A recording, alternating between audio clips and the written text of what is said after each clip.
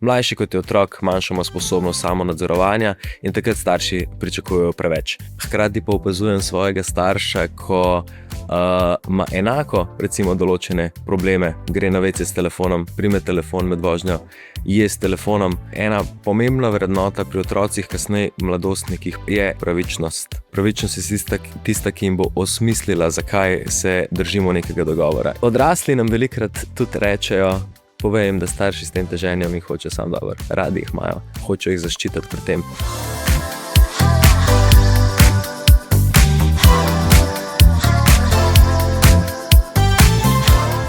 Živjo, dobrodošli v novi epizodi podcasta Uživajmo pametno, kjer se pogovarjamo o pametni rabi tehnologije in dobrem digitalnem življenju.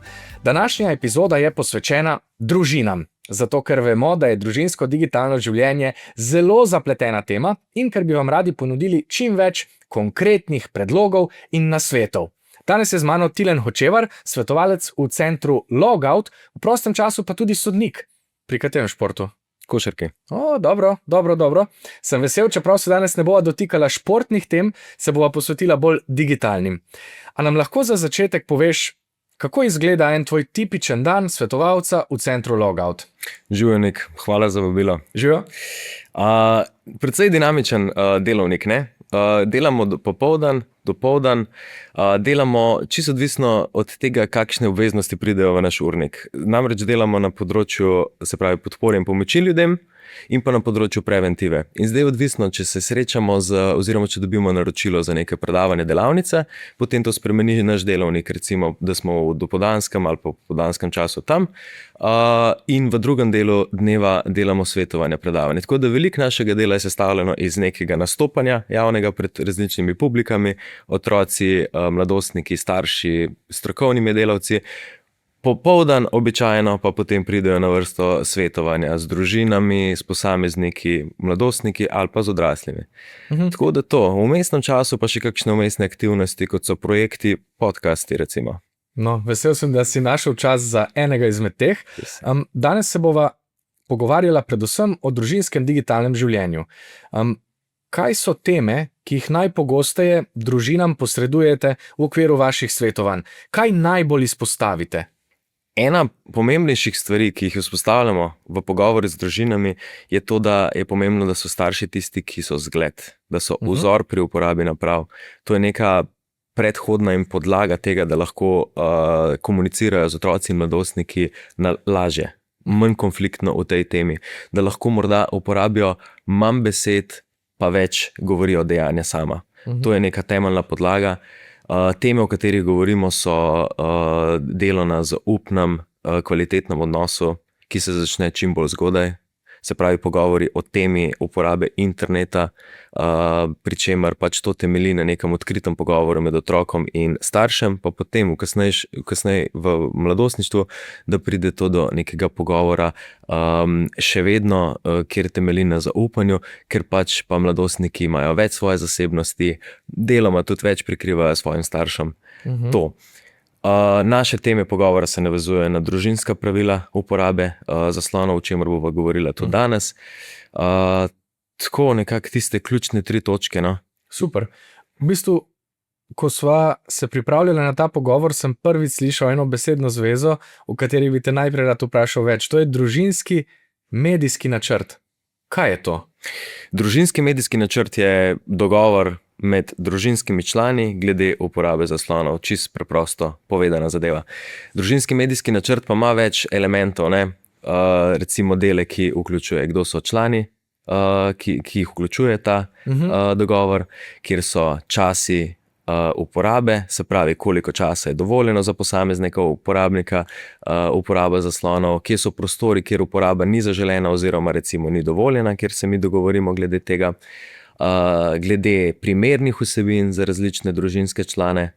Pomemben element je, da družinski medijski načrt vključuje vse člane, se pravi, da so tudi tukaj starši, kot eni, ki naslovijo svojo lastno uporabo zaslonov. Pomembno je, da pri tem sodelujejo tako otroci oziroma mladostniki, da se počutijo soudeležene, da so soustvarjalci tega dogovora, potem lažje to sprejmejo, bolj jim je smiselen in tudi, ko pride morda do kakšnih problemov povezanih s tem, je konfliktov enostavno manj. To zveni zelo zanimivo. A lahko ta družinski medijski načrt najdemo tudi kje na spletu, da ga res prav naredimo sami, ali se pač držimo teh osnovnih usmeritev, ki si jih podal, časa rabe, vsebin ali pa prostorov? Ja, definitivno. V prvi vrsti lahko najdejo družinski medijski načrt na naši spletni strani. Na uvodni strani je gumb, piše družinski medijski načrt. Ob kliku na gumb se odpreta dve povezave. Splošne smernice za uporabo zaslonov pri otrocih in mladostnikih, pripravljene strani slovenskih pediatrov in sodelujočih organizacij v letu 2021, in na drugi strani gumb za družinski medijski načrt, kjer se lahko popolnoma spremeni predlogo po imenih, se pravi čisto spremenljiv je, zraven so neke točke oporne, na katere se starši lahko navezujejo, in na koncu se ta medijski načrt prepošlje jim na mail. Lahko se nastavi tudi opomnik na 3, 6, 9 mesecev in zelo pomembna zadeva je, da na koncu zadevo podpišemo, jo natisnemo in jo damo na neko vidno mesto. Mogoče na 2 vidni mesti v naših prostorih, zato da nas spominja na to, da ni le zadeva, ki je spregovorjena, ampak ki je napisana, podpisana in tudi nekje, da se vidi. Družinski medijski načrt pa je možno najti tudi v digitalni ali tiskani obliki na spletni strani Telekoma in pri Telekomu. Ker smo v preteklem letu naredili nek skupen projekt v sklopu tega, kar počnemo zdaj, uživajmo pametno, in je tudi Telekom s tem pokazal neko svojo družbeno odgovornost pri tem, kako se zoperstavlja te vedno večje problematike. Ja, ker v resnici ta družinski medijski načrt zajema še več kot samo te 3 usmeritve, ki sem jih jaz zdaj povzel, ali ne? Tako, družinski medijski načrt vključuje tudi recimo področje, kot je varovanje spletne varnosti, kdo skrbi za gesla in tako naprej.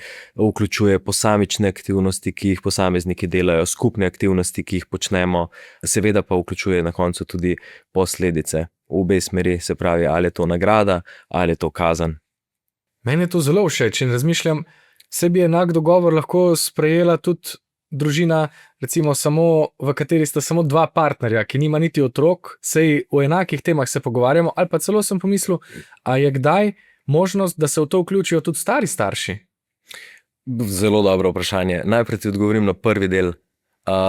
Za partnerstvo, seveda, ko pridejo posamezniki odrasli, ki se soočajo s težavami, pa imajo partnerje, velikrat povejo, da so njihovi partnerji, tisti, ki so jih potisnili v to, da so se prijavili na uvodno srečanje, da so šli v obravnavo, določenim v nekih resnejših primerih so postavili tudi ultimat. A ne? To ali pa bo najina prihodnost drugačna, kot je trenutno zdaj, ne?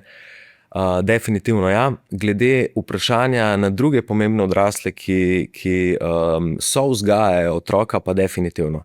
Zakaj? Zato, ker družinski medijski načrt je potem vezan na nekega otroka tudi specifično. In če ta otrok zdaj se seli v nekem obdobju k babici, detki, ne selitev dobesedno, ampak tako gre za vikend, za nek čas k babici, detku, seveda dogovori ostajajo. In tudi tisti, ki so vključeni, je pomembno, da so del tega načrta. Ali pa recimo pri družinah, kjer sta starša ločena in otrok biva nekaj časa pri očetu, nekaj časa pri mami, je pomembno, da ta dogovor stoji vezan na otroka samega. Ne, da je pri mami tako, pri očetu drugače, kar je pa neka pogosta, kako bi rekel, ne pomanjkljivost, ampak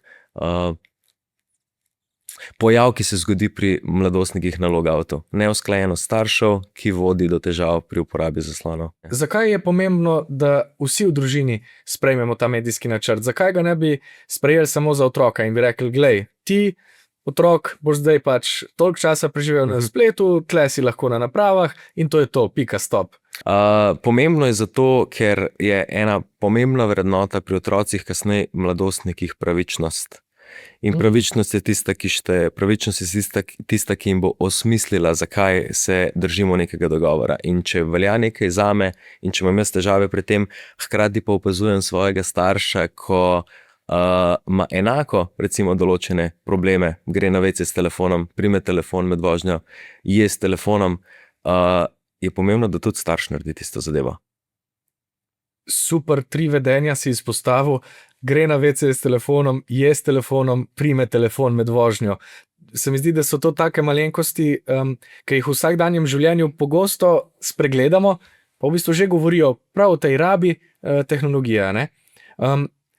A se kdaj zgodi, kaj so pogoste težave, ki jih imate pri implementaciji tega medijskega načrta? Kaj so zadržki, kaj se nam lahko zaplete pri tem? Kar jaz si zdaj predstavljam, mi se usedemo doma za mizo recimo in rečemo, ok, ta družinski medijski načrt bomo skupaj sestavili. Kaj gre lahko tle narobe? Na kaj se lahko pripravim, če imam v načrtu recimo speljati nekaj takega? Ja, pomembno bi bilo, da se starša predtem malo pogovorita, da sta onadva čim bolj usklajena, da stojita za približno istimi mnenji. To je nujen predhodni dejavnik. Pomembno je tudi, da se malenkost naprej naslovi to zadevo, da se predvsem mladostnikom reče, takrat, ko je pogovor še v stanju razuma, ko nismo še čustveni, pa ni iskric vmes, da rečemo, zdi se nama, da naša uporaba zaslonov negativno vpliva na vse, tudi na naju, priznava, tudi mi imamo določene težave.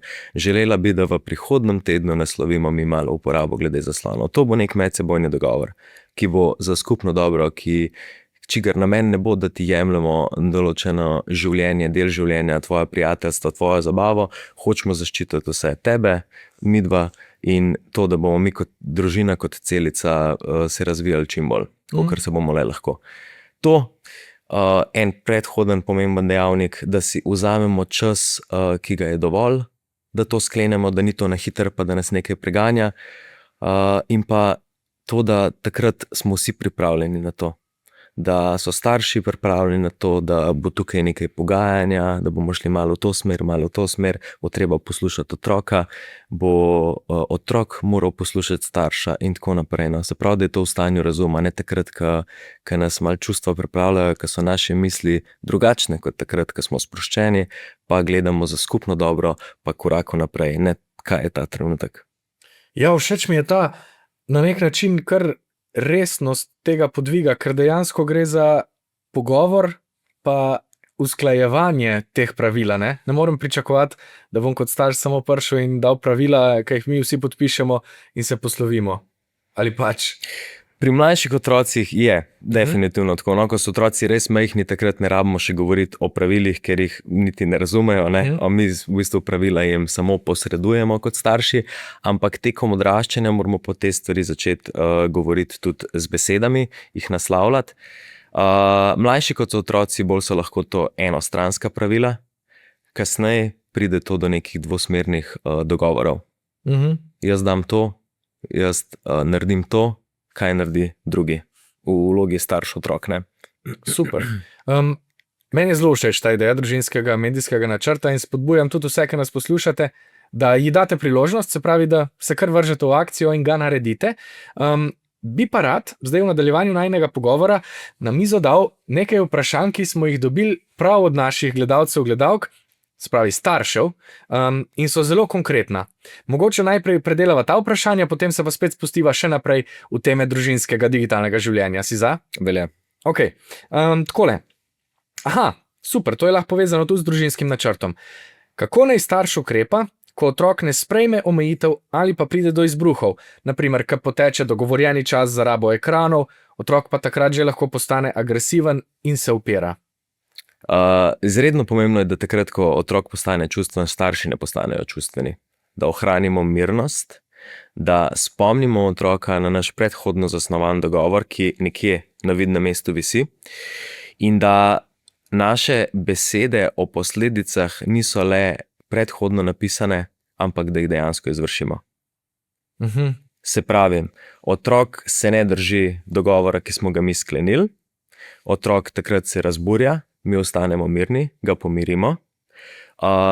Nismo tudi jezni takoj nanj, zato ker moramo razumeti, da otrok morda nečesa ni naredil škodoželjno, ampak je naredil zato, ker je pač podlegel nekim zelo kvalitetnim, ne kvalitetnim, ampak zasvojljivo zasnovanim algoritmom družbenih omrežij. Ni naredil tega zlonamerno. Ga spomnimo na dogovor in potem izvršimo posledico. Mogoče, če je bila to prva kršitev, smo lahko še malo mehki, pa rečemo, ok, razumem te, da se nisi mogel upreti tej skušnjavi in da se zdaj razburjaš ob tem. lahko starš objame otroka, namesto da ga kaznuje, pa mu žuga s prstom in mu reče: ok, zdaj si to naredil, ob naslednji kršitvi pa sledi posledica, ki smo jo predvideli. In ta posledica bo pač zate neljuba, in takrat si se tudi ti strinjal s to, da tudi njega vrne, proba potegniti iz čustvenega stanja nazaj v tisto. Pa čas naj mu da. Naj otrok sprocesira, ker takrat je v poplavi čustev, ogromno jih je, naj mu da prostor, in če otrok reče: jaz ta trenutek ne morem, rabim čas, naj mu da prostor, da gre v sobo, pa naj premisli, starš ne pa ne hiti za njim v sobo, pa zdaj bo imela pogovor. Čas v čas. Kaj pa so recimo čist konkretni primeri takih posledic, ki jih lahko določimo, da si lažje to predstavljamo? Ja, starši pač vedno kaznujejo z enimi odvzemom nekih stvari, ki so otrokom ljube. Tako, pri tem je treba imeti neko širino v perspektivi, da če otrok res obožuje druženje z vrstniki, pa ima tega na tedenski ravni malo, mogoče to ni najbolj ustrezno kaznovanje, da mu prepreči zdaj to zadevo.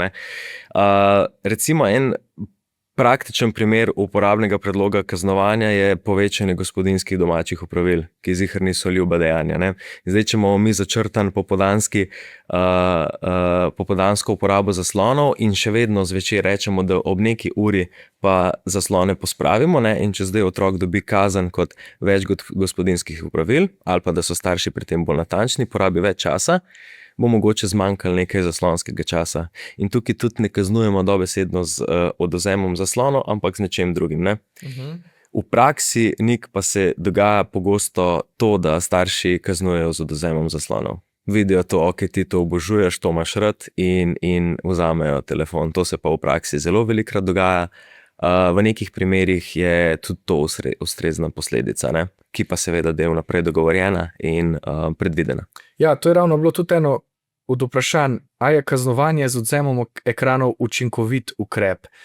Kaj je, če je vnaprej določena, ni pa, če kar odvihram in v impulzu rečem, ne, zdaj pa ni več ekranov do konca tedna, ali kako naj se tega lotimo? Ja, definitivno ta način zadnji omenjen ni ustrezen, če že, da je vnaprej predviden.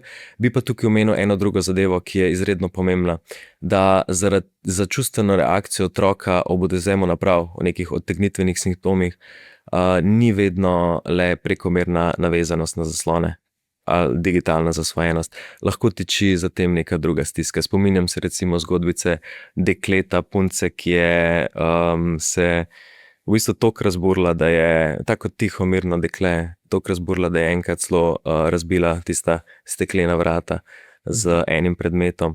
In skozi čas raziskovanja, tekom svetovanja se je pojavilo, da za tem ne tiči prekomerna navezanost, zasvojenost, ampak za tem tiči izsiljevanje preko neke igre, izsiljevanje zaradi podanih zasebnosti, kjer so bile potem grožnje na to in njena čustvena reakcija ni bila le to. Tako da ob tem bi povabil starša, da so potrpežljivi pri uporu, oziroma ne pri uporu, pri čustvenih reakcijah, ki so negativne, da mogoče ni to samo zasvojenost, in če oni vzamejo zaslon, pa da je otrok čaka na drugi strani grožnja, ima lahko to resne posledice. Lahko potem tisti, ki je izsiljevalec, tisti, ki grozi, izvrši to zadevo, ki bo imela pa še toliko resnejše posledice. Tako da moj predlog bi bil, preden čustveno naredimo neko stvar, ker je že otrok v čustvu, dajmo mu počas pristopiti, dajmo ga stisniti, dajmo ga objeti, dajmo mu ljubezen,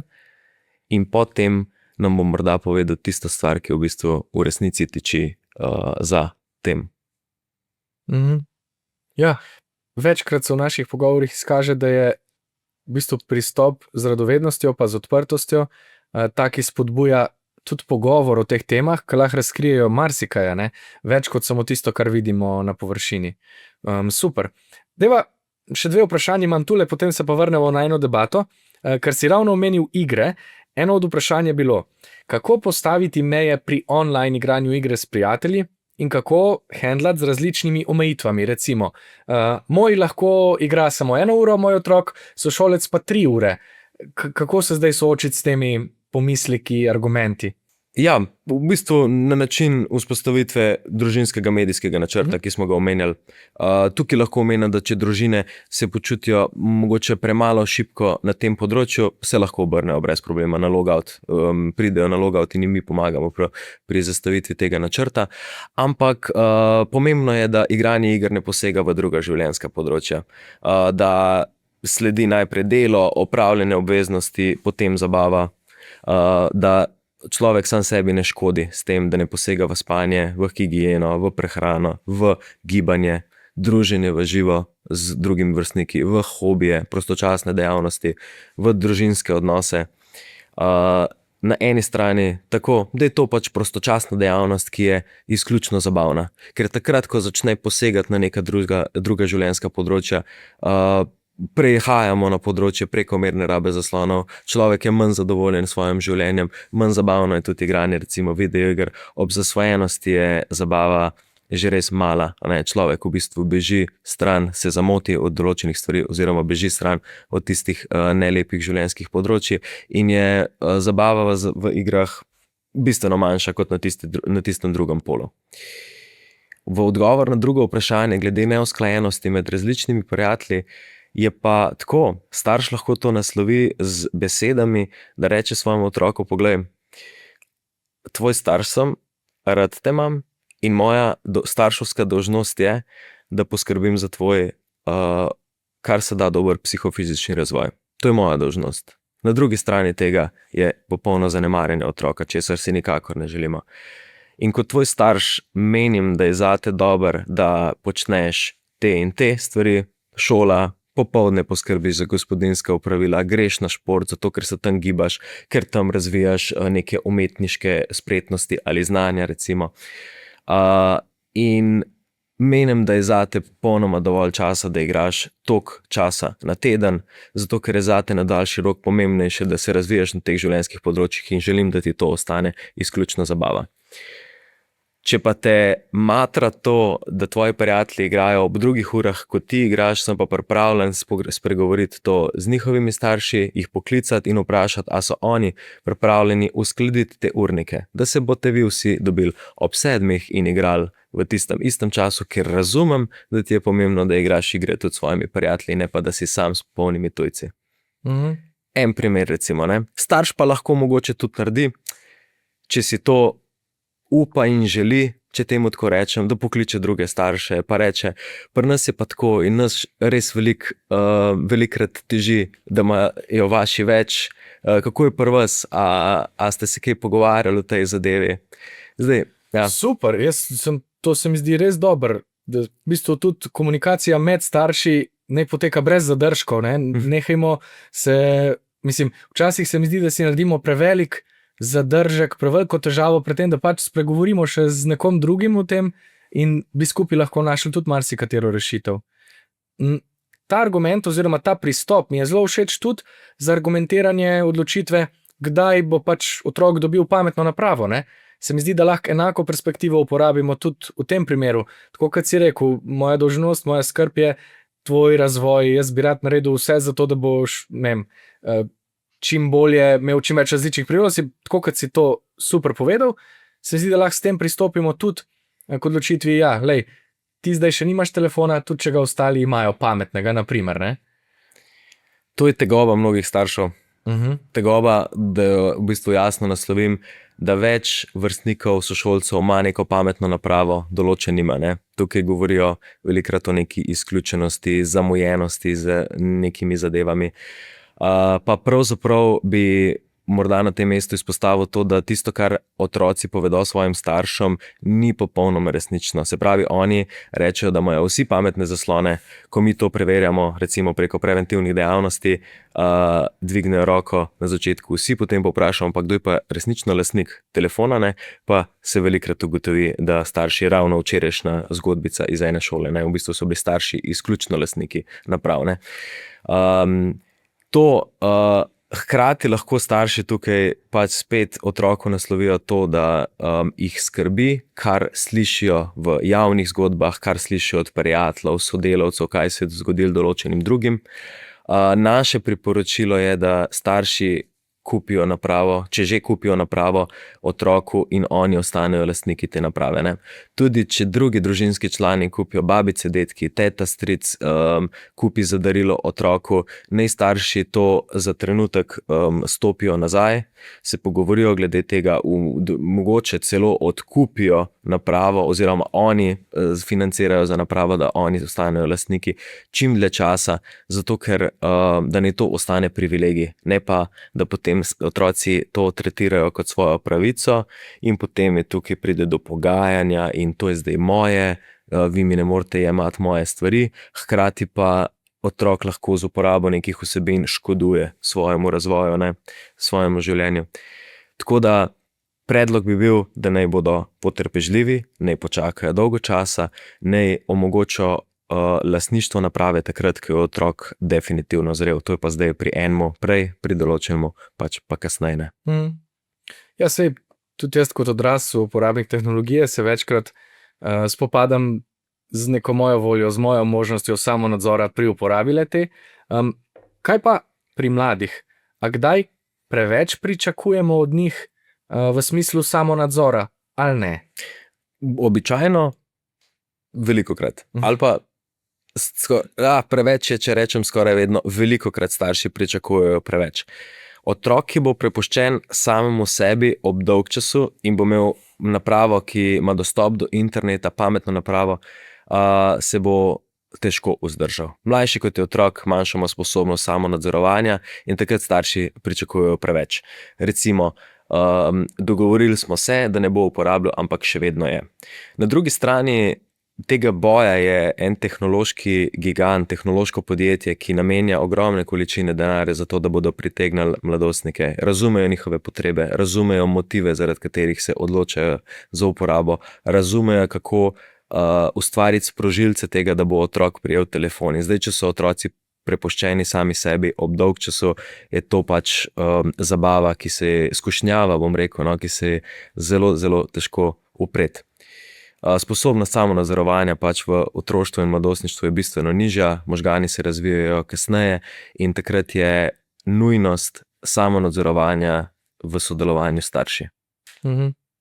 Pa sej, če so čisti iskrena, tudi jaz za svoj samonadzor ne moram reči, da ravno cveti v obdobjih ali velike obremenjenosti ali pa tudi ekstremnega dolgčasa, tudi jaz začutim ta poteka, ne. Tudi jaz se potem zatekam k takim ali drugačnim prijemom, v redu, samega nad sabo, ampak se enako pa lahko delamo, si predstavljamo družini. Ampak, a je pa pri mladih ta komponenta odraščanja oteževalna okoliščina ali ne? Kako oni preizkušajo meje tudi znotraj teh dogovorov? Kaj pravi praksa? Ja, preizkušajo meje. Zelo pogosto preizkušajo meje. Velikokrat niti ne, da bi oni bili zdaj hudobni do svojih staršev, zelo namerni s tem, da bi oni kršili namenoma, kršili dogovor, pač ne, težko se vzdržijo. Njihova motivacija, ki je tam zgrajena v njihovem spletnem okolju, je izredno močna in pač naredijo tiste stvari. Na eni strani to, na drugi strani je pa pomembna neka razvojna naloga otrok in mladostnikov, da preizkušajo meje, ne. Nikakor ne, da spodbujam zdaj otroke, da ne to načrtno počnejo, to sploh ne, ampak je pomemben element grajenja neke individualne, moralne, razsodne osebnosti, to, da podvomijo v neka ustaljena pravila, jih preizkusijo in da potem ustvarjajo neko temelj svojih argumentov, zakaj je temu tako. Tako bomo dobili kritične mlade odrasle, ki bodo pač na neki točki dobili potem volilno pravico in sposobni se odločati po svojem lastnem mnenju, ne pa slediti množici. Ja, se strinjam, spet se vračava k tem, da je tehten pogovor odlična možnost, če znamo postaviti dobre okoliščine, v katerih se lahko zgodi, ne. Še ena zelo pogosta dilema, ki bi jo rad odprl tule, preden se mogoče premakneva še na drugo stran te razprave, je, kaj pa pravila urnika? Recimo, pogosto starši sprašujejo, ali pa se sprašujejo tudi o tem, kako naj zdaj postavijo ta urnik uporabe naprav in kako naj se odločajo glede tega, kdaj lahko otrok uporablja naprave. Čist konkretno, kaj vi pravite, kaj vi vidite glede reševanja recimo domače naloge pa uporabe naprav. Če otrok pride domov iz šole, je ok, če mu zdaj pustimo nek čas, da takoj potem preživi na napravah ali pa karkoli pač počne, kar hoče in potem gre na domačo nalogo ali naj mu takoj naložimo to domačo nalogo, vse, kar ima za opraviti in potem digitalni svet kot neke vrste nagrada. Kako vi to vidite? Ja, idealno bi bilo tako. Najprej delo, potem zabava. To je pač čist idealen plan. Je pa res, da v tem natrpanem, precej stresnem življenju, tudi po pričevanju otrok in mladostnikov, rabijo verjetno nekaj časa sprostitve. Zdaj ni idealna, nikakor ni dobra sprostitev to, da pridejo domov in se uležejo nekam in drsajo po zaslonih ali pa igrajo videoigro. Ustreznejša sprostitev bi bila drugačna. Sprehod, lažja telesna aktivnost. Mogoče bi se lahko tudi deloma sprostili in razbremenili s tem, da bi opravili določena gospodinjska opravila, ko bi sledila kasneje, s tem razbremenijo svoje možgančke in misli vezane na to, pa recimo telesno aktivni so, mogoče druženje z babico, detkom, recimo druženje s prijatelji zunaj bi bila tudi ustreznejša aktivnost. Je pa res, da v praksi se velikokrat dogaja, to mladi rečejo, kot ko pridem domov, se moram sprostiti in zdaj se sproščam, zdaj ne moram. In velikokrat rečejo, da potrebujejo ta čas, da nekaj časa se sprostijo, podrsajo po zaslonih, igrajo igre in da bodo pa potem pripravljeni. Zdaj ob tem je treba, samo še to omenjam, ob tem je treba razumeti tudi to, da prenehanje uporabe zaslonov je izredno težavno, sploh za otroke in mladostnike. In zdaj, če oni si rečejo, zdaj se bom pa sproščal pol ure, 45 minut, 1 uro, ne vem koliko časa, je izredno zahtevno potem iz tiste cone obdobja pa zdaj prekiniti in si odpreti knjige in začeti neko miselno zahtevno, dolgotrajno aktivnost. Pa res. Ves čas, ko te poslušam, se sprašujem, jaz nimam svojih otrok, pa tudi ne spomnim se svoje otroške izkušnje, ker nisem odraščal v takem digitalnem svetu, kot je danes, ampak enako velja tudi zame. Tudi jaz, ko pridem domov iz službe, največkrat rabim nekaj časa, da se sprostim in velikokrat bom kaj poskrolal, in ta čas lahko hitro razraste in preraste eno omejitev, ki sem jo postavil samemu sebi. Kaj je neka taktika, kaj je nek način? Všeč mi je to, kar si predlagal, da se opominjam na to, Nik, bolj cool sprostitev bi bila, da greš na sprehod, da malo zadihaš, mogoče posesaš, pomiješ posodo, pa se boš s tem malo zbrihtal, ali pa se dobim s kom, koga pokličem. Kak bi pa jaz lahko samemu sebi pomagal, da ukrotim ta čas, ali pa posledično svojim otroku? Saj mislim, da tu govorimo o enaki težavi, ki je pa zrcaljena na različne starosti ali pa obdobja. Kak naj omejim ta čas, ali pa ga tudi zbrišem, če je treba? Opomniki so ena praktična uporabna stvar. Se pravi, ali opomniki v samih aplikacijah, oziroma lahko tudi na sistemski ravni, ali pa v aplikacijah samih, koliko časa bom tukaj, preden jaz dobim opomnik, lahko pa tudi preko budilke. To je nekaj, kar sam pri mladostnikih, kjer želimo, da bodo sami prenehali z uporabo, da niti starš tista budilka, ki pride pa reče, čas je, da končaš, da si oni nastavijo budilko. Zdaj je ura 3, ob 3:30 začnem in si nastavi budilko za 3:30, oziroma še bolje, in to je tisto, kar tudi jaz mladim velikokrat predlagam, da si dajo več budilk. Da recimo, ko si oni začrtajo nek čas uporabe, ali pa je dogovoren starši, da pride prva budilka, da je prvi opomnik, pa si reče, zdaj imam še 15 minut, pa pride druga, še 5 minut, zaključujem aktivnost, ne bom na hecu svojega starša, da sem ravno začel igro, ki jo zdaj ne morem prekiniti, ker sem vedel že dovolj časa prej, in ob uri pride tista tretja, se pravi postopno, To bi bila mogoče neka praktična aktivnost pri samonadzorovanju, zdaj govorim, Ja, super. Kaj pa, če zdaj pogledava še drugo plat tega kovanca, kako pa lahko starši, odrasli, spodbujamo otroke k tem, da manj časa preživijo pred zasloni in več časa posvetijo prijateljem, druženju, športu, tako kot si rekel. Kaj so pa spodbudni načini, da to dosežemo? Brez omejevanja, brez jemanja, odvzemanja takih stvari. Ja, izredno pomembno je, da starši probajo v čim večji meri razumeti svoje otroke. in njihove potrebe in njihove motive. Pač vsak človek je nek unikat, individuum, ki pač potrebuje toliko časa za to, različni smo si med seboj. In če starši omogočajo aktivnosti v življenju, ki izpopolnjujejo te potrebe, v čim večji meri potem bo potreba po iskanju ali pa nadomeščanju tega v spletu bistveno manjša.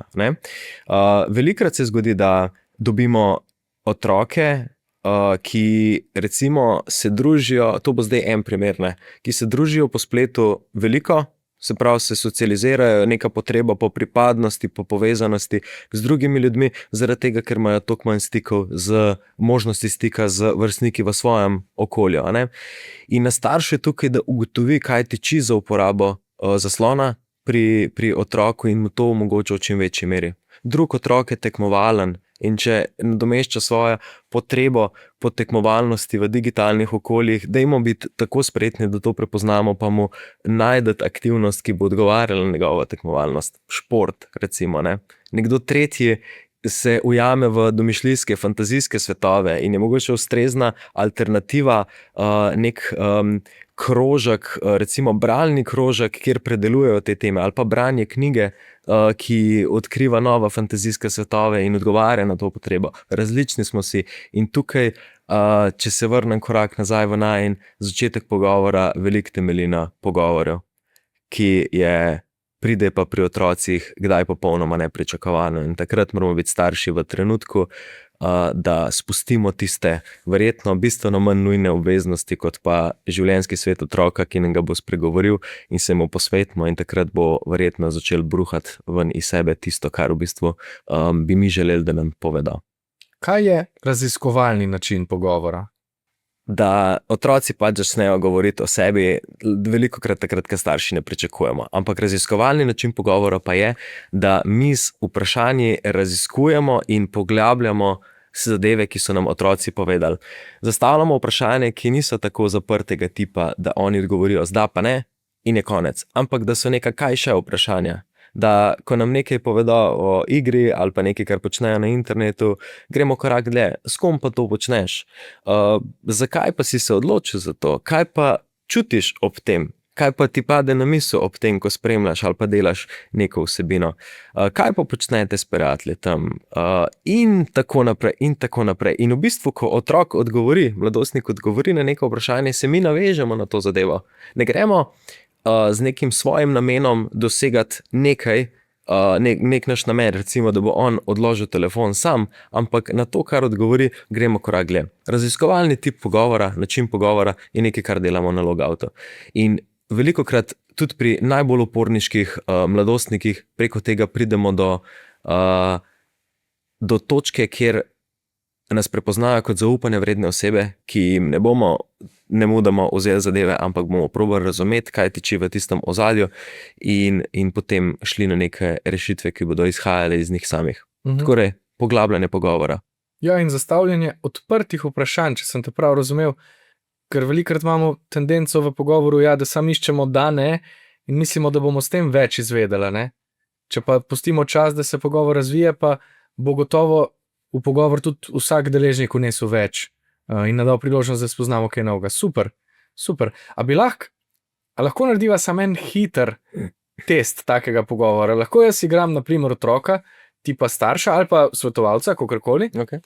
pa narediva samo en kratek prikaz, da vidimo, kako to izgleda v praksi. Se pravi, recimo, če ti rečem, danes sem igral simulator letenja.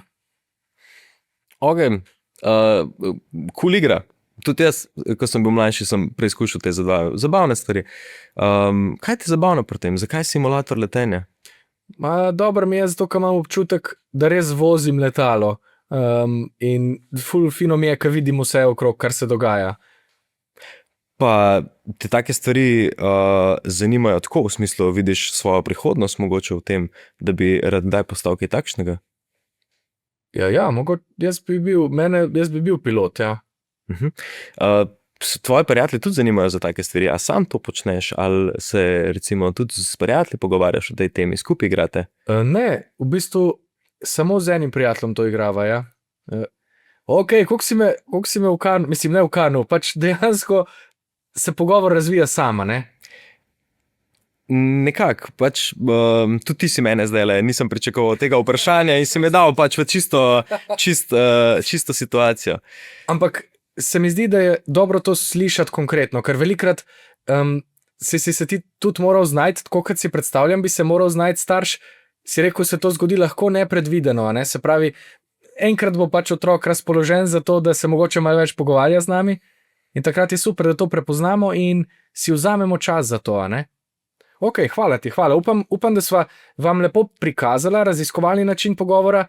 Se v bistvu tudi to, kar midva delava, je poglobljen pogovor. In za zaključek tega bi te rad vprašal še, a sva v najni debati izpustila kaj takega, kar se ti zdi res pomembno za odnos v družini, pa bi bilo zdaj fino izpostaviti. Mislim, da sva se zelo dobro sprehodila čez družinski načrt, rabo, konkretna vprašanja, tudi pokazala sva, kako pomembno je razumevanje pa prav pogovor. A je še kaj takega, kar imaš zdaj v glavi, pa bi rad izpostavil, preden se posloviva? Ena stvar vam pa res, da ne se starši ne počutijo slabo, če menijo, da jim kaj doma ne štima. Da je ta zadeva mogoče malenkost preveč stigmatizirana. So šli pa na logout, imajo težavo. Ne, mogoče so šli na logout zato, ker so odgovorni starši, ki želijo preveriti, če dobro štima, če jim kaj ne štima, grejo po zunanjo strokovno pomoč. Logout ali pa neka druga organizacija, ki pač pomaga staršem v tej zahtevni dobi digitalne vzgoje, če temu tako rečemo. Se pravi, da ni to neka problematizirana stvar, ampak da je lahko to zgolj preverjeno, a gremo v pravo smer. Starši so odrasli v popolnoma drugem obdobju kot njihovi otroci, manj jih razumejo iz tega vidika, manjkrat tudi razumejo njihove digitalne svetove kot smiselne, ne? In so kdaj očitujoči, obsojujoči do tega, da si odprejo tukaj vrata na način, da grejo na nek zunanji pogovor k strokovnjaku, pa tam ugotovijo. Starši tudi velikokrat rečejo, da deluje, če slišijo nekoga drugega spregovoriti iste besede, kot jih v bistvu želijo spregovoriti svojim otrokom oni sami. Tako da to, nič ni narobe.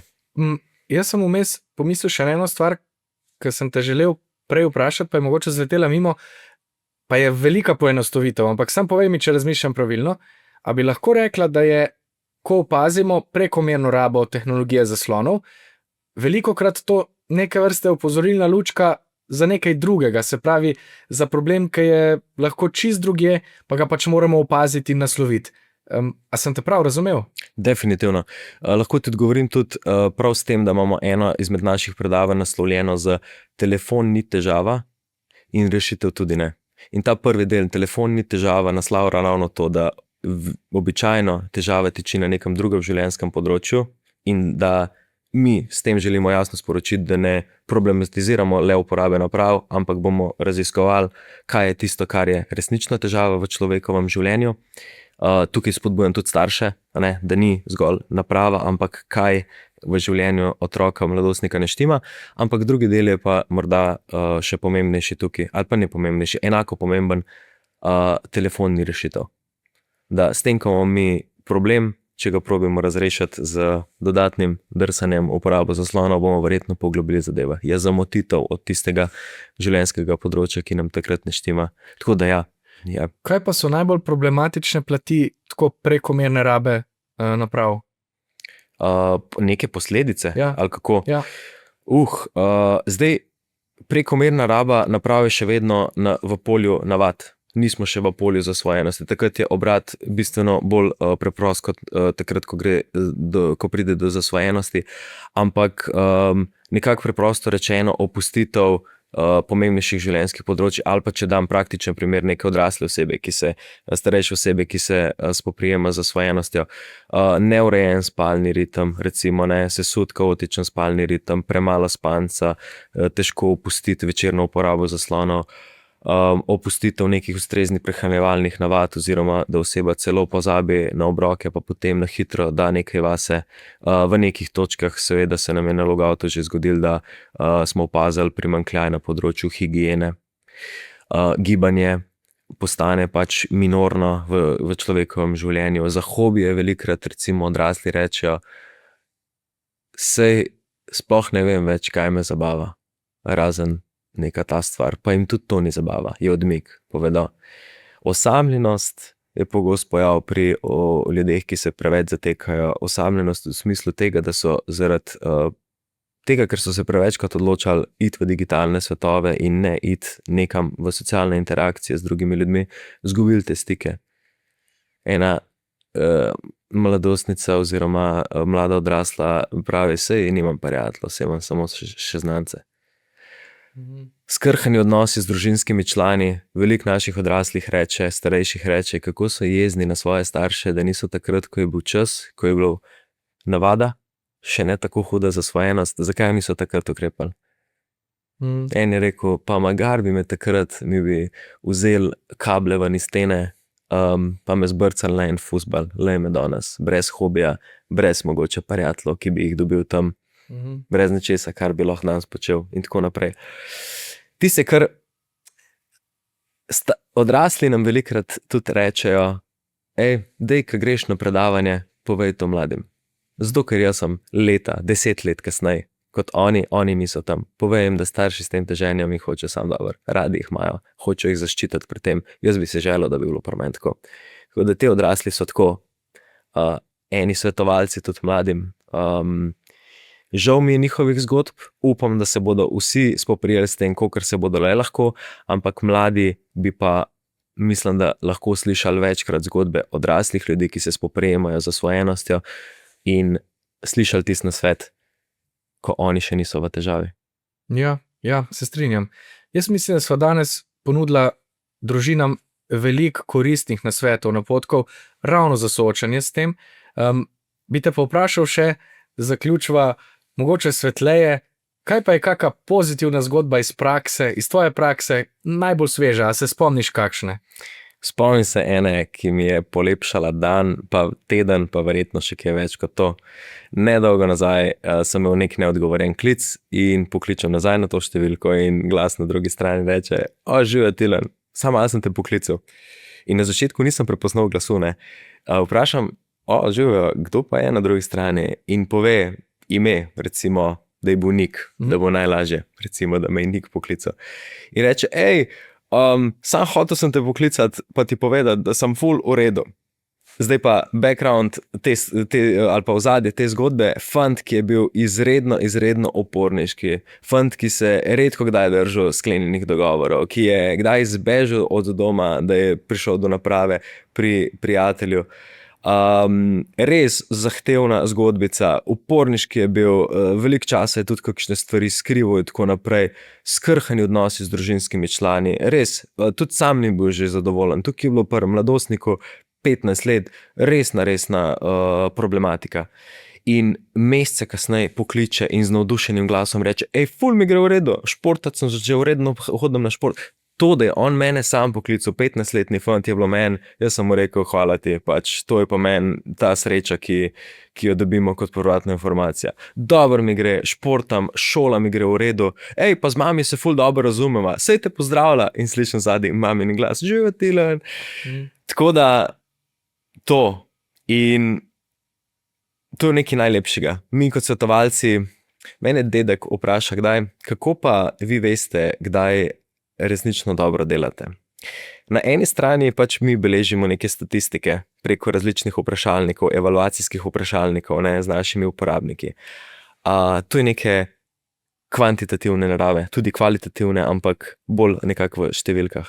Ampak to je pa definitivno kvalitativni dejavnik, kako dobro delamo, je to, da nas v določenih primerih pokličejo nazaj pa rečejo, v redu smo.